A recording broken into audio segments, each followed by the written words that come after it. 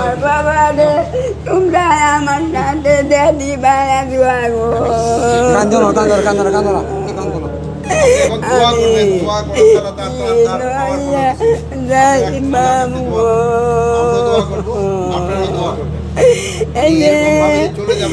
আমি কালি এতিমে বালবাম গো আমার কি এতিম তো আমার ভূত পলাইছে গো। পদ্মা সেতু, মেট্রো রেল এবং এলিভেটেড এক্সপ্রেসওয়ে নির্মাণের গর্বিত অংশীদার বসুন্ধরা সিমেন্ট।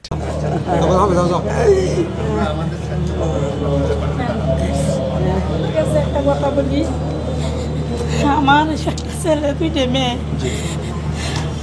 আমার হাজব্যান্ডে ফায়ার সার্ভিসের সিভিল ডিফেন্সে টঙ্গী স্টেশনে উনি চাকরি করার পরে মাস শেষা যে টাকা বেতন পাইতো ওই টাকা নিয়ে আমি আমার বাচ্চাদেরকে লেখাপড়া করানোর জন্য এবং খাওয়া দাওয়া আমি তাদের মুখে খাবার তুলে দিতাম। এখন আমার হাজব্যান্ড গেছে, বাচ্চাদের বাবা মারা গেছে, আমার দুনিয়াতে কিছুই নাই, নাই বললেই চলে। আমি আপনাদের দৃষ্টি আকর্ষণ করে বলছি, আপনারা আমার যতটুকু সহযোগিতা করার দরকার আপনারা আমার বাচ্চাদের প্রতি তাকায় আপনারা আমাকে সহযোগিতা করবেন, এটা আমার আপনাদের কাছে অনুরোধ রইল। এটা কিন্তু আমাদের দায়িত্ব, আমার দায়িত্ব এবং কর্তব্য। আমরা আমাদের তরফ থেকে যতটা করার সবকিছু আমরা করব। আপনাদের নামে আমরা একটা ফিক্সড ডিপোজিটও করে দিব এবং বাচ্চাদের পড়াশোনার জন্য আমরা একটা বৃত্তিরও ব্যবস্থা করে দিব। আমি যেভাবে আমার এই তিনটা সন্তানকে ভালোভাবে পড়াশোনা করাই তার বাবার অভাব বৃত্তিরও ব্যবস্থা আমি করে যাতে বুঝতে না দিতে পারি, আপনারা এরকম ভাবে আমাদের আমরা সব ব্যবস্থা করে দিব, বুঝছেন। আর বিশেষ করে কথা হলো বিশেষ করে বড় ভাই সবাই আছেন, অনেকে সাপি পিছিয়ে দেন।